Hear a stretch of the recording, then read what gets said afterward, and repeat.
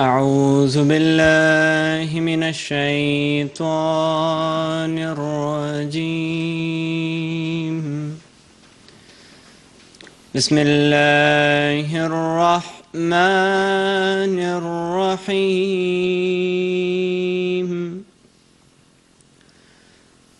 تبارك الذي بيده الملك وهو على كل شيء قدير.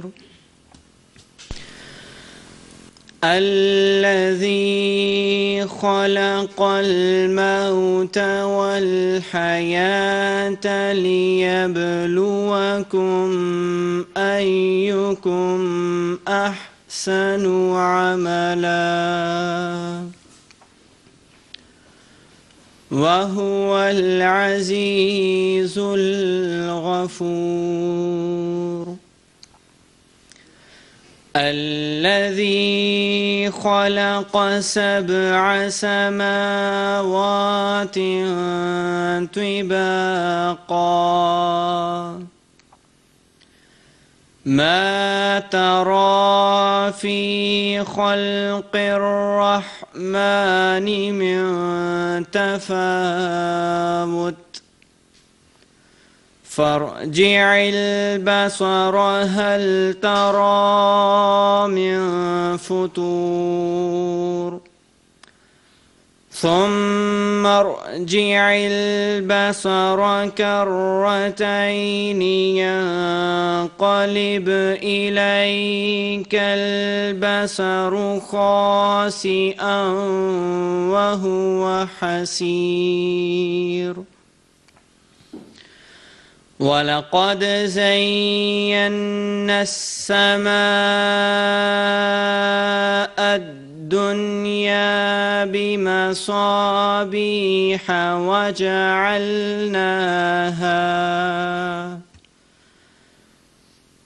وَجَعَلْنَاهَا رُجُومًا لِلشَّيَاطِينِ وَأَعْتَدْنَا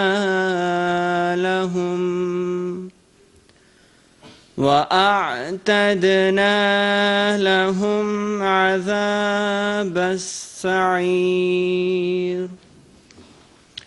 ترجمہ بیان فرمودہ حضرت خلیفۃ المسیح رابع رحمہ اللہ تعالی. اللہ کے نام کے ساتھ جو بے انتہا رحم کرنے والا، بن مانگے دینے والا اور بار بار رحم کرنے والا ہے. بس ایک وہی برکت والا ثابت ہوا جس کے قبضہ قدرت میں تمام بادشاہت ہے اور وہ ہر چیز پر جس سے وہ چاہے دائمی قدرت رکھتا ہے. وہی جس نے موت اور زندگی کو پیدا کیا تاکہ وہ تمہیں آزمائے کہ تم میں سے کون عمل کے اعتبار سے بہترین ہے، اور وہ کامل غلبے والا اور بہت بخشنے والا ہے. وہی جس نے 7 آسمانوں کو طبقہ در طبقہ پیدا کیا.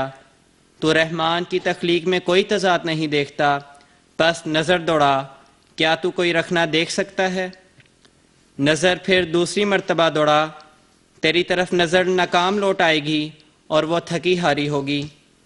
اور یقیناً ہم نے نزدیک کے آسمان کو چراغوں سے زینت بخشی اور انہیں شیطانوں کو دھتکارنے کا ذریعہ بنایا، اور ان کے لیے ہم نے بھڑکتی ہوئی آگ کا عذاب تیار کیا. اعوذ باللہ من الشیطان الرجیم. بسم اللہ الرحمن الرحیم. آج کے اس سیمینار کا عنوان قرآن کریم اور علم فلکیات ہے. ہمارے آج کے اس پروگرام کے مہمان خصوصی مکرم و محترم امین الرحمان صاحب ہیں. آپ آج کل جامعہ احمدیہ جونیئر سیکشن میں وائس پرنسپل کے طور پر خدمات سر انجام دے رہے ہیں، اور خدا تعالیٰ کے فضل سے 13 سال سے خدام الاحمدیہ مرکزیہ کی عاملہ میں مختلف شعبہ جات میں بطور محتمم کے فرائض سر انجام دے چکے ہیں، اور آج کل آپ نائب صدر دوم کی حیثیت سے خدمات سر انجام دے رہے ہیں. تو خاکسار آپ سے درخواست کرتا ہے کہ اس عنوان پر خطاب فرما کر ممنون فرمائیں.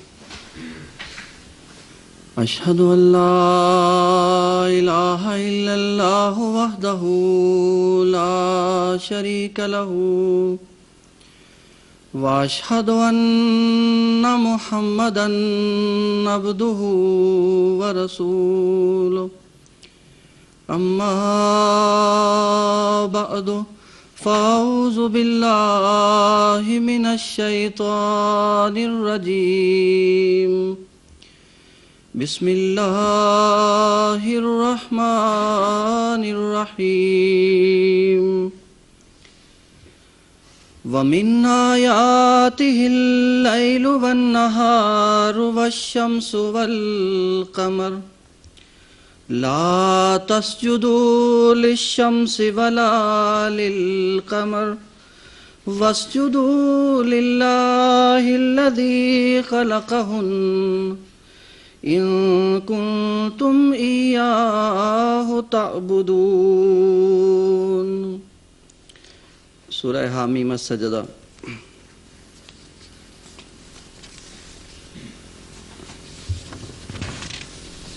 قرآن مجید نے سورہ نمل میں ایک واقعہ حضرت سلیمان علیہ السلام کے تعلق میں تفصیل سے بیان کیا ہے، اور قرآن مجید بارہا یہ ہماری رہنمائی کرتا ہے کہ جن تاریخی واقعات کو قرآن مجید نے محفوظ کیا ہے ان میں لازماً بہت گہرے سبق موجود ہیں۔ قصہ قرآن مجید نے یہ بیان کیا کہ حضرت سلیمان علیہ السلام کے زمانے میں ایک علاقہ جو وادی نمل ہی کہلاتا تھا، اس پر ایک عورت حکمرانی کرتی تھی جس کو ملکہ سبا یا تاریخی روایات کے مطابق بلقیس کے نام سے یاد کیا جاتا ہے۔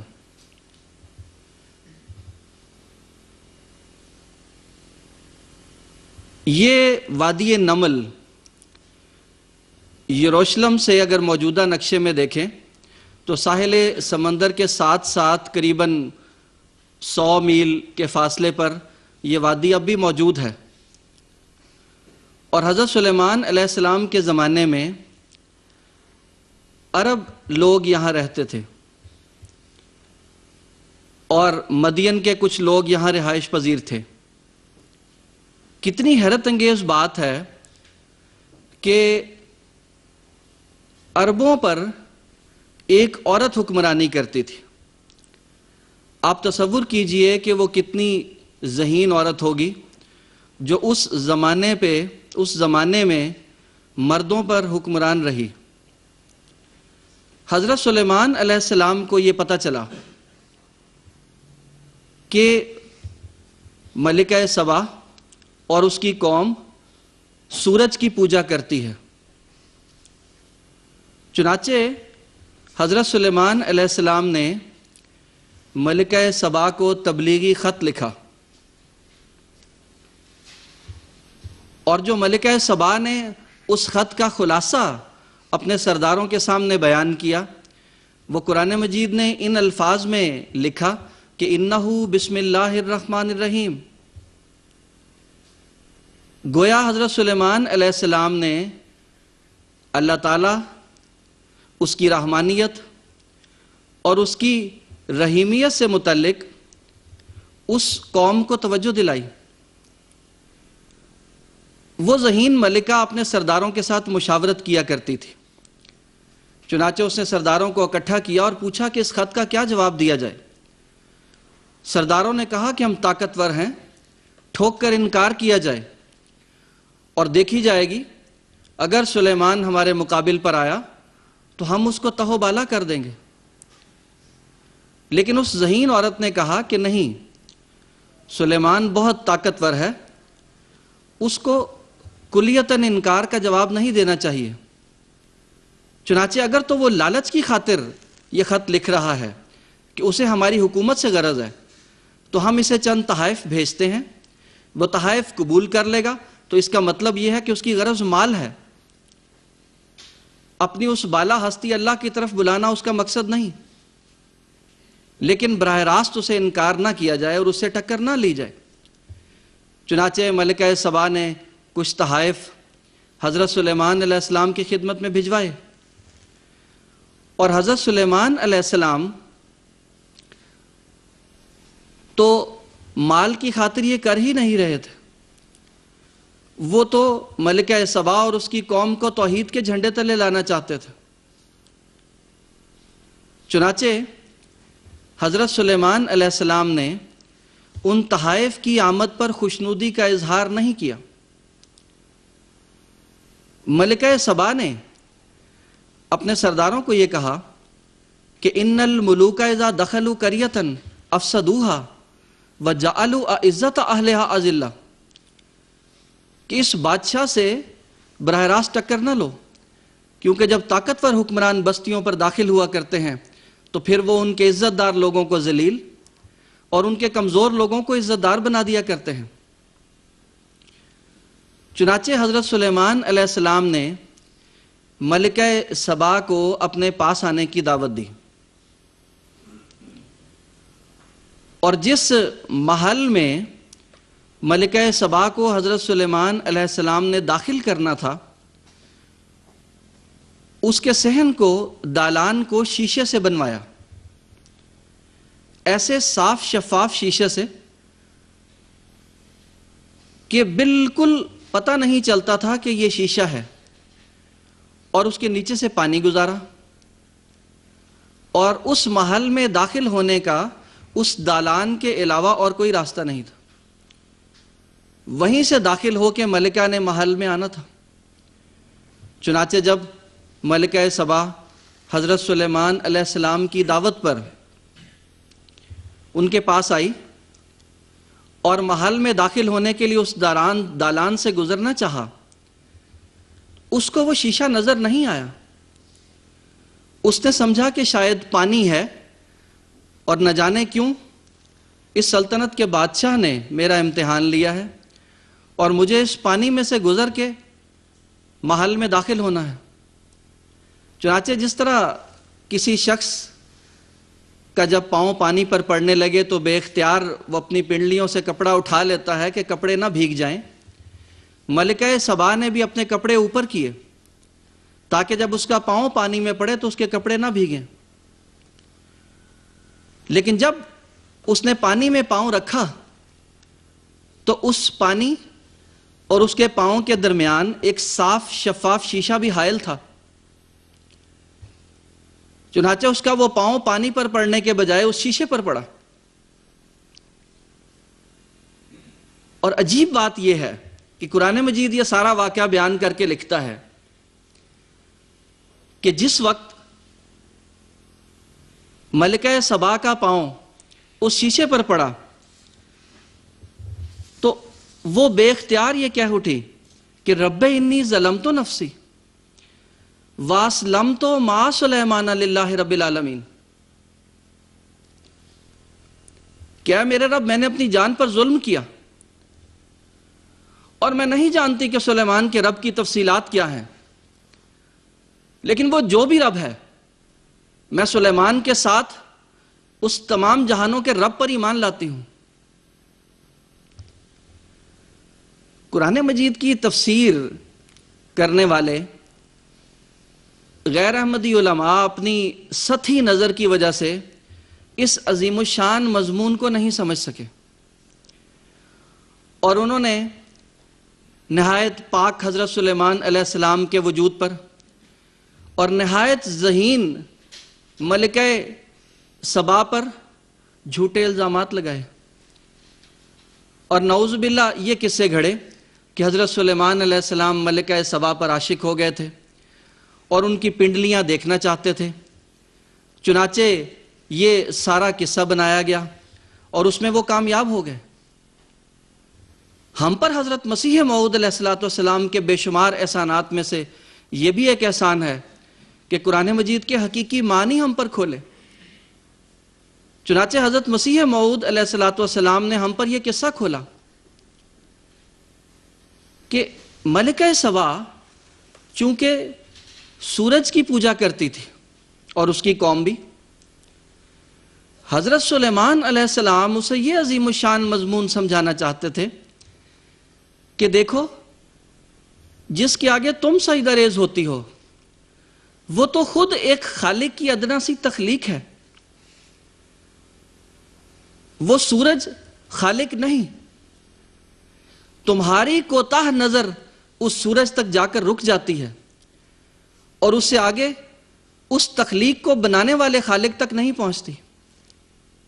जिस तरह यहां तुमने गलती खाई कि तुमने शीशे को पानी समझ लिया, हालांकि पानी तो असल में नीचे मौजूद था, यह शीशा तो सिर्फ उस पानी को मुनकिस कर रहा था। तो जिस सूरज को तुम खुदा समझती हो, दरअसल वो खालिक नहीं। खालिक तो अल्लाह ताला की ज़ात है जो रब्बुल आलमीन है, और उसकी एक अदना सी तख्लीक ये सूरज है। चुनाचे उसकी इस छोटी सी तख्लीक के सामने ना झुको, बल्कि उस मालिकुल कुल के आगे सजदा रेज़ हो जाओ। ये अजीम शान मजमून कुरान मजीद ने हम पर खोला। आज के मौजू की मुनासिबत से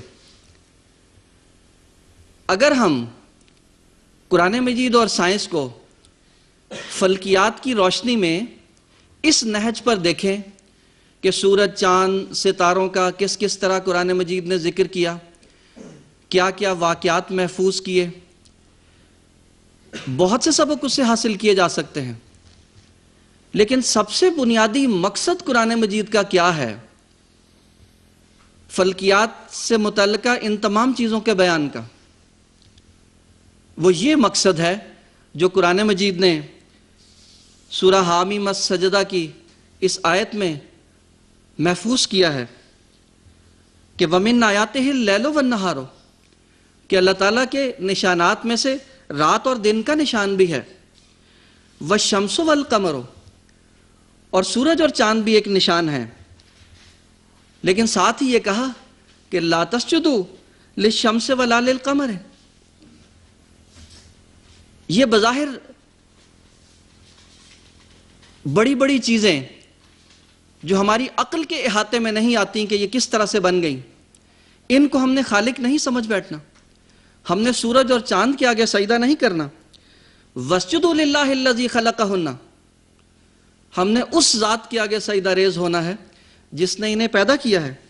इन कुंतुम इय्याहु ताबुदून, अगर तुम उसी ज़ात की इबादत करते हो। कुरान मजीद की तमाम आयात को अगर हम देखें जो फल्कियात के तनाजुर में बयान की गई हैं, उन तमाम आयात का बुनियादी मजमून तौहीद बारी ताला के मजमून को खोलना है कि ये जितनी अजीमुशान कायनात खुदा ने बनाई, उसका बयान जहाँ जहाँ भी कुरान मजीद करता है वो ये अजीमुशान मजमून हम पर खोलता है कि देखो, इस कायनात को बनाने वाले खुदा से अपना जिंदा ताल्लुक जोड़ो। और हर आयत के साथ इस मजमून को हमारे लिए खोला। सिर्फ एक किस्सा कहानी के तौर पे फल्कियात के मजमून को बयान नहीं किया गया, बल्कि एक गहरे सबक के साथ इस मजमून को कुरान मजीद ने महफूज किया है।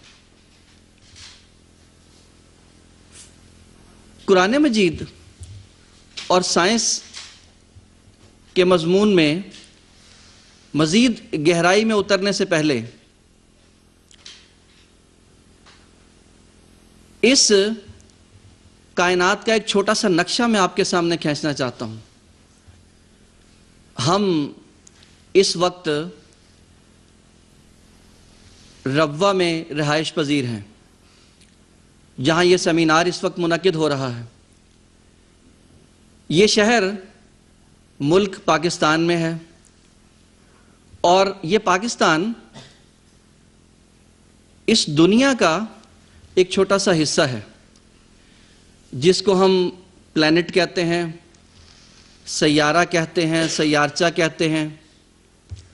अर्थ के नाम से हम इसे याद करते हैं। इस तरह के 8 मजीद प्लैनेट्स हैं, सैयारे हैं जो हमारे सोलर सिस्टम का हिस्सा हैं। यानी ہمارے اس نظام شمسی کا حصہ ہیں جس کا ستارہ سورج کے نام سے یاد کیا جاتا ہے، اور ان پلانٹس کے بعض میں سے بعض کے چاند بھی ہیں۔ ہماری زمین سے تعلق رکھنے والا ایک چاند ہے جسے ہم دیکھتے ہیں۔ کائنات کی وسعتوں کو دیکھیے کہ ہم چھوٹے سے ادنا سے انسان اللہ تعالیٰ کی کتنی حیرت انگیز اور وسیع ترین تخلیق میں بیٹھے ہیں۔ ایک چھوٹی سی زمین کے ایک چھوٹے سے حصے میں ہم بستے ہیں، اور ہمارے اس ستارے کے 8 اور پلانٹس ہیں، اور پھر جس طرح یہ سورج ہمارا ایک ستارہ ہے، 2 بلین کے قریب ستارے صرف ہمارے اس ملکی وے گیلیکسی میں ہیں، کہکشاں میں ہیں، جس کا نام ملکی وے رکھا گیا ہے۔ اور اس طرح کی ارب گیلیکسیز ہیں، کہکشائیں ہیں، جن میں سے ہر کہکشاں میں اربوں ستارے ہیں، اور ان میں سے ہر ستارے کے آگے پلانٹس اور ان کے چاند۔ اور پھر یہ قصہ یہیں ختم نہیں ہوتا۔ سائنسدان یہ بتاتے ہیں کہ روشنی کی رفتار 1,86,000 میل فی سیکنڈ سے بھی زیادہ رفتار سے یہی کائنات مزید پھیلتی چلی جا رہی ہے۔ اب آپ اس کائنات کی وسعتوں کا تصور کیجئے کہ اتنی بڑی لا انتہا وسیع کائنات کا خالق کتنا خوبصورت، کتنا طاقتور، کتنا زبردست رب اور مالک ہوگا۔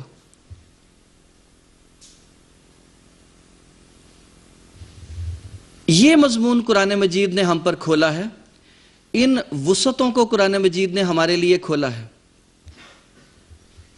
اور حقیقی سائنس کا نقشہ قرآن مجید نے ہمیں بتایا تاکہ ہم اتنے طاقتور اور بالا خدا سے اپنا زندہ تعلق جوڑنے کی طرف اپنا سفر جاری رکھیں اور بالآخر ہم اس منزل تک پہنچ جائیں۔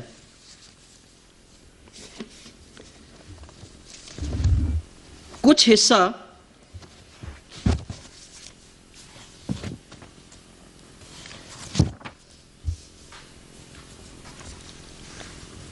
جو سائنس کے تعلق میں قرآن مجید کے حوالے سے میں آپ کی خدمت میں رکھوں گا، یہ تو اتنا وسیع مضمون ہے کہ قرآن مجید کی ایک آیت کا احاطہ بھی اتنے وقت میں نہیں کیا جا سکتا جس کا تعلق فلکیات سے ہے۔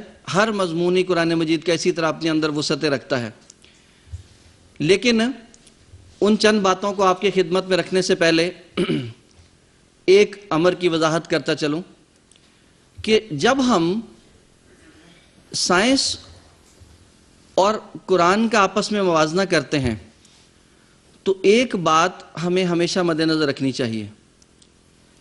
سائنس ترقی پذیر ہے۔ آج سے پیچھے ہم ماضی میں چلے جائیں تو ہمیں بہت سی ایسی باتیں ملیں گی، ایسے نظریات سائنس کے ملیں گے جس کو آج کی سائنس رد کر چکی ہے کہ وہ کلیتاً غلط تھے، اور ممکن ہے آج کے بعد آنے والی سائنس آج کے بعض نظریات کو غلط ثابت کر دے۔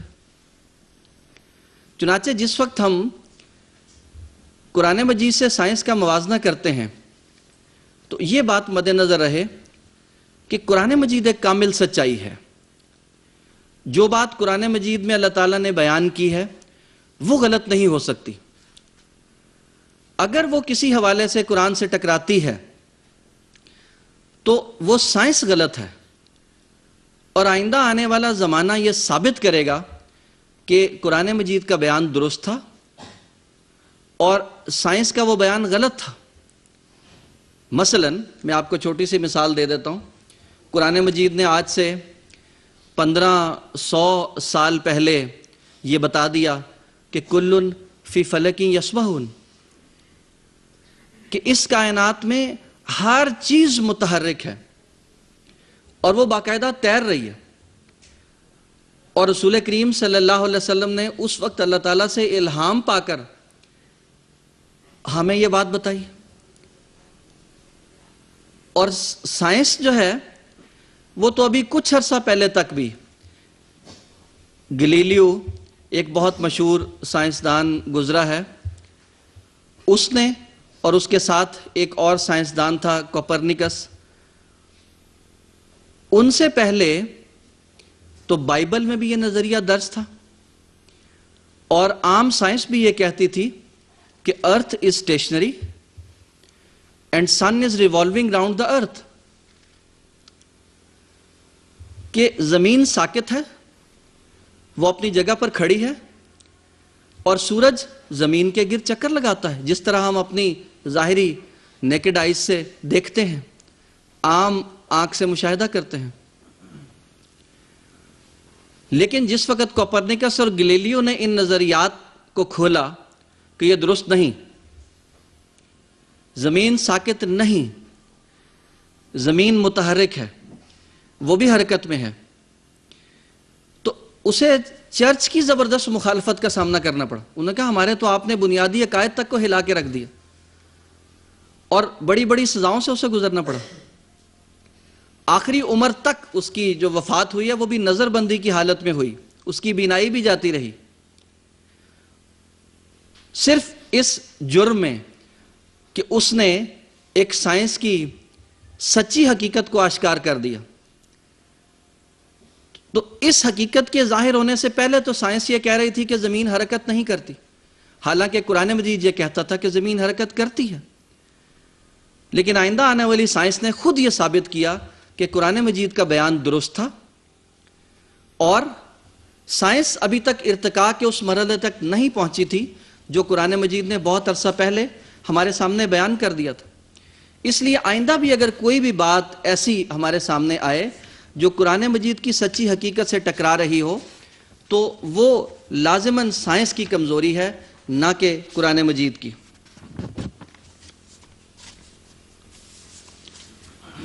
ایک طالب علم جو مسلمان تھا ڈاکٹر عبدالسلام صاحب کے ساتھ نماز میں شامل ہو گیا.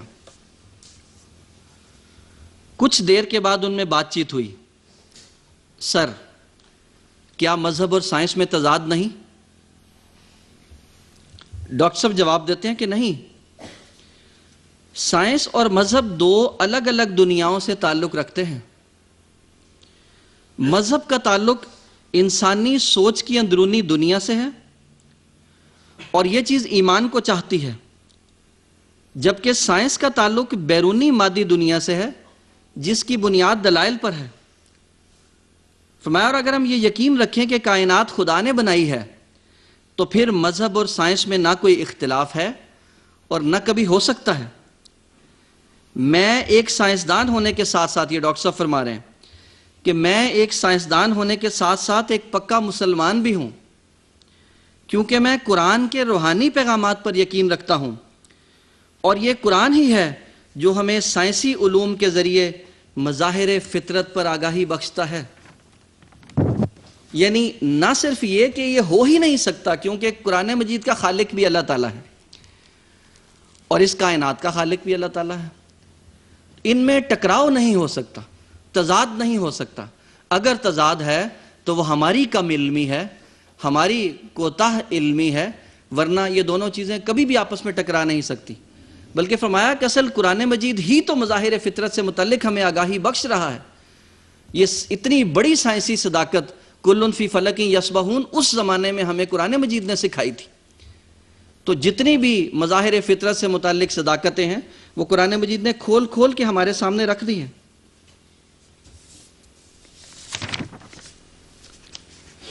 حضرت مصلح موعود رضی اللہ تعالیٰ عنہ نے ایک موقع پر فرمایا، مذہب اور سائنس میں فرق یہ ہے کہ مذہب ان صداقتوں کا نام ہے جو لقائے الہی سے متعلق ہیں، اور ان کا علم کائنات عالم کے صانع نے الہام کے ذریعے دیا ہے،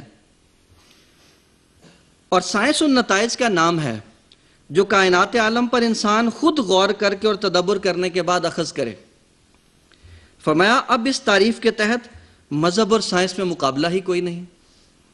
مذہب تو خدا نے الہامن نبی پر اتارا، اور سائنس ہم نے اپنے علم کو بڑھا بڑھا کر جو ہے وہ حاصل کی، تو آپس میں ان کا تو کوئی مقابلہ نہیں۔ مذہب لازماً بالا ہے، اللہ تعالیٰ کا الہام لازماً بالا ہے، جو اوپر سے کامل علم اترا اس کا انسانوں کے ارتقائی علم سے کوئی مقابلہ کیا ہی نہیں جا سکتا۔ فرمایا کیونکہ مذہب خدا کا کلام ہے اور سائنس خدا کا فعل، اور کسی عقل مند کے قول اور فعل میں اختلاف نہیں ہو سکتا۔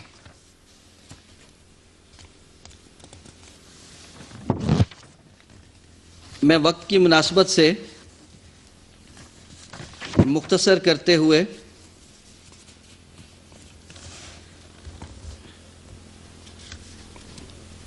ایک واقعہ آپ کی خدمت میں رکھنا چاہتا ہوں جو علامہ عنایت اللہ مشرقی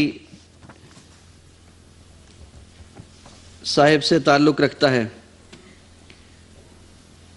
وہ یہ لکھتے ہیں کہ 1909 کا ذکر ہے کہ میں کسی کام سے باہر نکلا تو جامعہ کیمبرج کے مشہور ماہر فلکیات سر جیمز جینز پر نظر پڑی جو چرچ کی طرف جا رہے تھے۔ میں نے قریب ہو کر سلام کیا، انہوں نے کوئی جواب نہیں دیا۔ دوبارہ سلام کیا تو متوجہ ہوئے اور کہنے لگے تم کیا چاہتے ہو؟ میں نے کہا آپ جیسا شہرۂ آفاق آدمی گرجا گھر میں عبادت کے لیے جا رہا ہے، یہ کیا؟ میرے سوال پر پروفیسر جیمز لمحہ بھر کے لیے رک گئے اور پھر میری طرف متوجہ ہو کر فرمایا آج شام کو چائے میرے ساتھ پیو۔ میں شام کو ان کی رہائش گاہ پر پہنچا۔ پروفیسر صاحب نے میرے جاتے ہی اجرام فلکی کی تخلیق، ان کے حیرت انگیز نظام، بے انتہا پنہائیوں اور فاصلوں، ان کی پیچیدہ راہوں اور مداروں، نیز باہمی کشش اور طوفان ہائے نور پر وہ ایمان افروز تفصیلات پیش کی۔ ان کی آواز لرز رہی تھی۔ فرمانے لگے عنایت اللہ خان، جب میں خدا کے تخلیقی کارناموں پر نظر ڈالتا ہوں تو میری ہستی اللہ کے جلال سے لرزنے لگتی ہے۔ جب کلیسا میں خدا کے سامنے سرنگوں ہو کر کہتا ہوں کہ تو بہت بڑا ہے تو میری ہستی کا ہر ذرہ میرا ہم نوا بن جاتا ہے، مجھے بے حد سکون اور خوشی نصیب ہوتی ہے۔ میں نے کہا اس سلسلے میں قرآن کی ایک آیت مجھے یاد آ گئی، اگر اجازت ہو تو پیش کروں؟ فرمایا ضرور۔ چنانچہ میں نے یہ آیت پڑھی، انما یخش اللہ من عبادہ العلماء، سورہ فاطر کی آیت، کہ اللہ سے اس کے عالم بندے ہی ڈرتے ہیں۔ یہ آیت سنتے ہی پروفیسر جیمز بولے کیا کہا؟ اللہ سے صرف اہل علم ڈرتے ہیں؟ حیرت انگیز، بہت عجیب۔ یہ بات جو مجھے 50 برسوں کے مسلسل مطالعہ و مشاہدہ کے بعد معلوم ہوئی، محمد رسول اللہ صلی اللہ علیہ وسلم کو کس نے بتائی؟ کیا قرآن میں واقعی یہ آیت موجود ہے؟ اگر ہے تو میری شہادت لکھ لو کہ قرآن ایک الہامی کتاب ہے۔ محمد رسول اللہ صلی اللہ علیہ وسلم ان پڑھ تھے، انہیں یہ عظیم حقیقت خود بخود معلوم نہیں ہو سکتی تھی، انہیں یقیناً اللہ نے بتائی تھی۔ بہت خوب، بہت عجیب۔ تو غیر بھی یہ کہے بغیر نہیں رہتے کہ قرآن مجید میں اللہ تعالیٰ نے حضور صلی اللہ علیہ وسلم پر جو صداقتیں کھولیں، وہ صداقتیں اپنی ذات میں اتنی حیرت انگیز ہیں کہ وہ سائنسدان جو کائنات کی تاریکیوں میں کچھ جھانکنے کی صلاحیت رکھتا ہے، وہ اللہ تعالیٰ کی ہستی کا، قرآن مجید کی سچائی کا اور حضور صلی اللہ علیہ وسلم کی سچائی کا آسانی سے انکار نہیں کر سکتا۔ قرآن مجید نے، آپ کی دلچسپی کی خاطر صرف ایک بات آپ کے سامنے رکھ کے اپنی گزارشات ختم کروں گا، حصے تو بہت ہیں.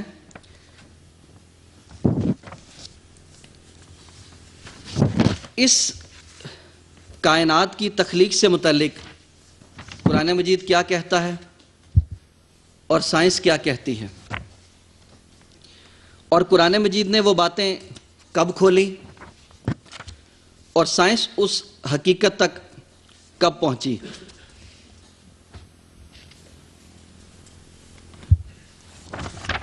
قرآن مجید نے جہاں تخلیق کائنات کا جن آغاز میں جن آیات میں ذکر کیا، ابھی آغاز میں بھی جو آیات تلاوت کی گئیں، الذی خلق سبع سماوات طباقا ما تری فی خلق الرحمن من تفاوت فارجع البصر هل تری من فطور ثم ارجع البصر کرتین ینقلب الیک البصر خاسئا وہو حسیر. ایک چیلنج ہے قرآن مجید کا. کامل خالق تو تبھی ثابت ہو جب اس کی تخلیق میں رخنہ نہ تلاش کیا جا سکے. قرآن مجید کا یہ دعویٰ ہے کہ اس کائنات کی تخلیق پر غور کرو، بار بار غور کرو، گہرائی میں جا کر غور کرو، جہاں تک اپنے علم کو وسعت دے سکتے ہو دو، اور کوئی ایک خامی یا کمزوری اس کائنات کی تخلیق میں ثابت کر دو. اور آج تک فلکیات میں جتنا بھی علم سائنسدانوں نے حاصل کیا ہے، ایک بھی سائنسدان کائنات کا ایک بھی رخنہ یا خامی ثابت نہیں کر سکا. اور یہ کس وقت حضور صلی اللہ علیہ وسلم کی زبان سے اللہ تعالیٰ نے یہ چیلنج دیا تھا، اور آج تک یہ چیلنج قائم ہے.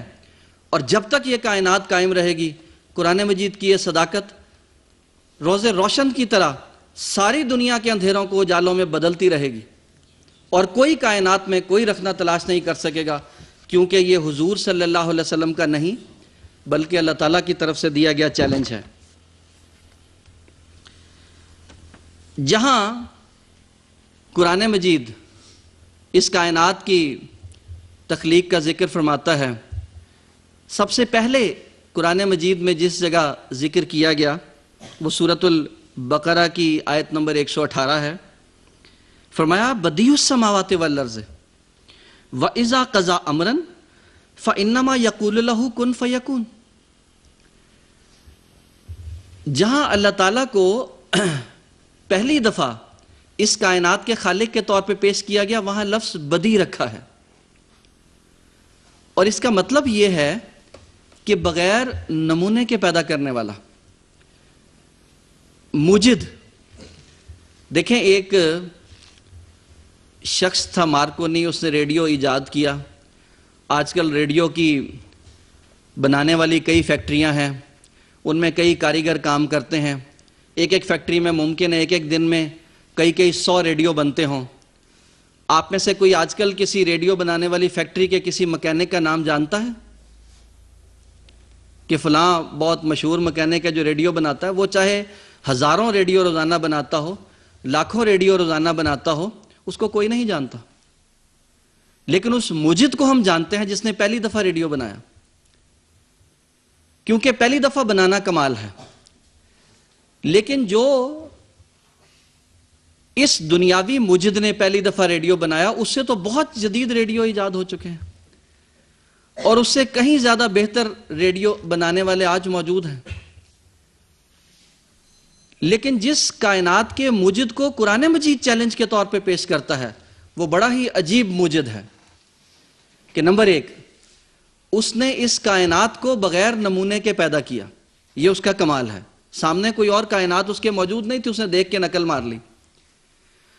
اور پھر اب ہمارے سامنے وہ کائنات موجود ہے، اور ہمیں چیلنج ہے کہ لو اس جیسی بنا کر دکھاؤ. اگر تم اس کائنات کے خالق کو نہیں مانتے کہ اس کائنات کو بنانے والی کوئی ہستی نہیں، اور تم یہ نہیں مانتے کہ کس کا کوئی موجد تھا جس نے بغیر نمونے کے یہ بنایا، تو دونوں چیلنج موجود ہیں. تم بغیر نمونے کے چھوڑو، نمونہ دیکھو، اس کی نقل کرو اور بنا کر دکھا دو. اور نہ پہلے کوئی بنا سکا ہے، اور ہم جانتے ہیں کہ آئندہ بھی کوئی نہیں بنا سکے گا. تو قرآن مجید نے فلکیات کے تناظر میں بے شمار آیات ہیں، بے شمار مضامین ہیں، اس کائنات کی تخلیق کے آغاز سے متعلق ایک ایک حصہ قرآن مجید نے کھول کر بیان کیا ہے۔ کچھ آج تک کی سائنس کھول چکی ہے، کچھ آئندہ آنے والے وقت میں وہ کہانیاں کھلیں گی۔ انسانی پیدائش کے حوالے سے جو ایک انسان عالم صغیر ہے، اس کی پیدائش کے حوالے سے ایک ایک حصے کا ذکر قرآن مجید نے کیا۔ ستاروں کا ذکر کیا، نجوم کا ذکر کیا، اس کی ایک اور لمبی داستان ہے۔ کواکب کا ذکر کیا، اس کے پیچھے ایک اور داستان ہے۔ شعرا کا ذکر کیا، شمس کا ذکر کیا، قمر کا ذکر کیا، بروج کا ذکر کیا، کانسٹلیشنز ہیں جن کی ایک اپنی داستان ہے۔ تو بے شمار قرآن مجید کے مضامین ہیں جو ایسٹرونومی کے حوالے سے قرآن مجید نے بیان کیے۔ پھر ایسٹرالوجی والا حصہ بھی قرآن مجید نے چھیڑا، جو ستاروں کی تاثیرات کے حوالے سے مختلف باتیں ہیں۔ چنانچہ جتنی بھی باتیں اس فلکیات کے تناظر میں قرآن مجید نے بیان کی، وہی مضمون جو میں نے آغاز میں شروع کیا تھا کہ صرف محض قصے کہانیوں کی خاطر نہیں، یہ ثابت کرنے کے لیے کہ یہ کلام جس امی نبی پر ہم نے اتارا، محمد رسول اللہ صلی اللہ علیہ وسلم پر، وہ یہ کلام خود نہیں بنا سکتا تھا، بلکہ ایک بالا ہستی نے یہ کلام اس پر اتارا ہے۔ وہی بالا ہستی اس قرآن کی خالق ہے، اور وہی بالا ہستی اس کائنات کی خالق ہے۔ ہمارے پاس اور کوئی راستہ نہیں کہ ہم اس محبوب، اس خالق سے اپنا زندہ تعلق جوڑیں۔ جب ہم اس سے اپنا زندہ تعلق جوڑ لیں گے تو ہمیں روحانی لحاظ سے بھی ارتقاء نصیب ہوگا، اور ہماری اپنی ذاتی دنیا کے اندھیرے بھی اجالوں میں بدلتے چلے جائیں گے، کیونکہ ہمارا اس نور سے ایک زندہ تعلق جڑ جائے گا۔ اللہ تعالی ہمیں قرآن مجید کے ان مضامین کو سمجھنے کی توفیق عطا فرمائے، آمین۔